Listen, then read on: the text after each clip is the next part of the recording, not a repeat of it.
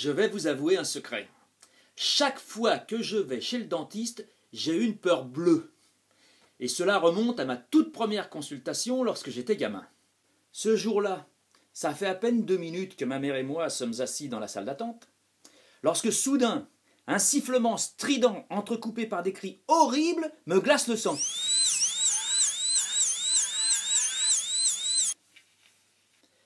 Le sifflement s'arrête et on entend une grosse voix dire « Arrêtez de bouger comme ça, comment voulez-vous que je vous soigne ?» La trouille me prend et je commence à avoir mal au bide. On m'aurait conduit à l'échafaud que ça n'aurait pas été pire. Oh miracle, mon mal de dents disparaît instantanément. « On peut s'en aller, maman, j'ai plus mal. » Le sifflement s'arrête enfin. Puis la porte du cabinet s'ouvre et le patient malmené sort en se tenant la joue. Je le regarde passer avec effroi. La tête de mon dentiste apparaît par l'encadrement de la porte. « Au suivant !» Alors là, il faut que je vous décrive mon dentiste. C'est un grand noir, mesurant près de 2 mètres.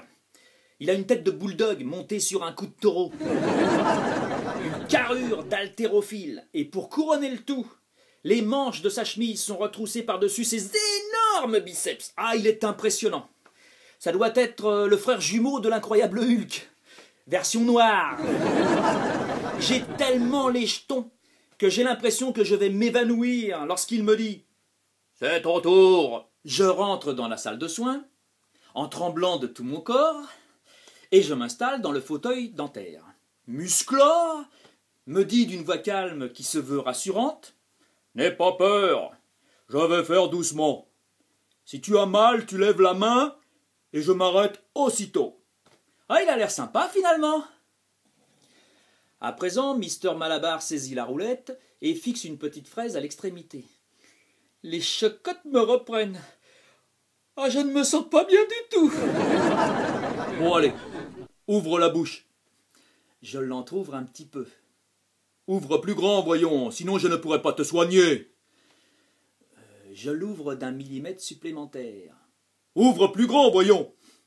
J'ouvre d'1 autre millimètre, mais manifestement ça ne lui convient pas, parce qu'il se met à tonner de sa grosse voix rauque.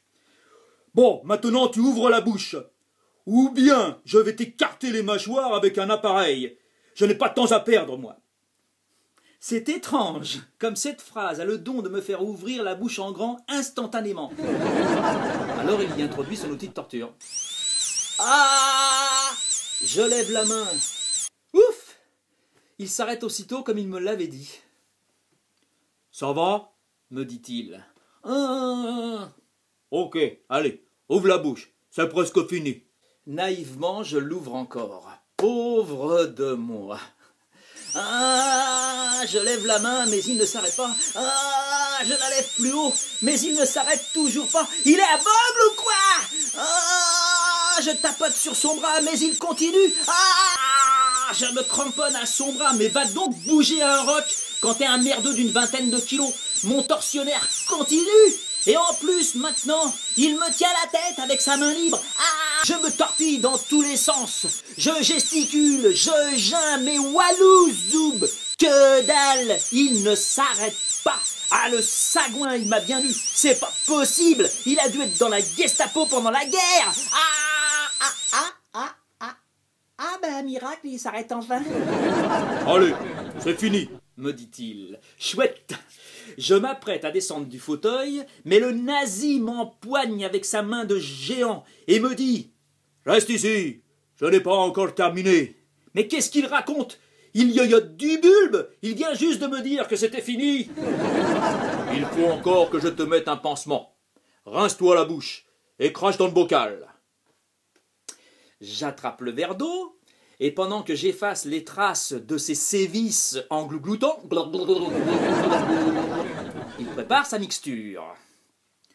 Bon allez, ouvre la bouche. Ah non, ça va pas recommencer, hein. Ah, pas question, hein. Alors je me mets à serrer très fort les mâchoires. Ouvre la bouche. Ouvre, voyons.